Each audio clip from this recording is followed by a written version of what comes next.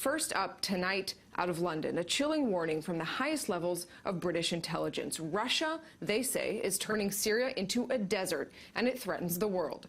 The head of MI6 calling for Western leaders to pay attention to a trend that's become familiar. As the pressure steps up against IS in the Middle East, the terror group will turn its eyes abroad. As I speak, the highly organized external attack planning structures within Daesh, even as they face military threat, are plotting ways to project violence against the UK and our allies without ever having to leave Syria. In Aleppo, Russia and the Syria regime seek to make a desert and call it peace. The human tragedy is heartbreaking. We cannot be safe from the threats that emanate from that land unless the civil war is brought to an end. Our London correspondent, Jonathan Sacerdoti, joining us now. Good evening, Jonathan.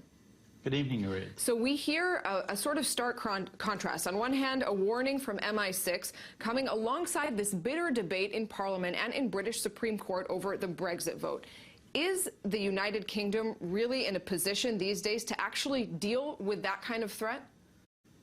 Indeed. Well, he spoke in that very important speech today, his first public speech since taking up the position of C, which is like the position M in the Bond movies within the organisation, the Secret Intelligence Services.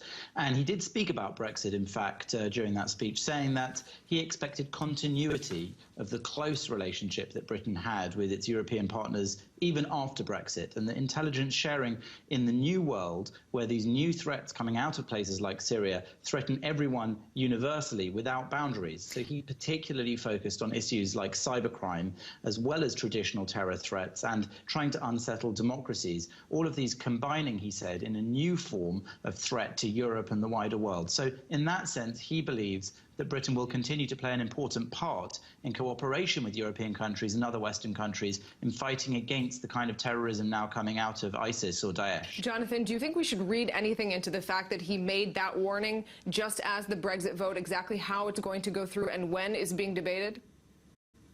People have been discussing here why he's giving this speech at the moment. It's not necessarily connected to that Brexit case or to what's going on with Britain leaving the European Union. It's more likely that this seemed a pertinent time for the Secret Intelligence Services to try to come out of their shell a little. He did say in the speech that obviously the kind of operations that they engage in can't be made public, and the kind of work they do by definition can't be talked about.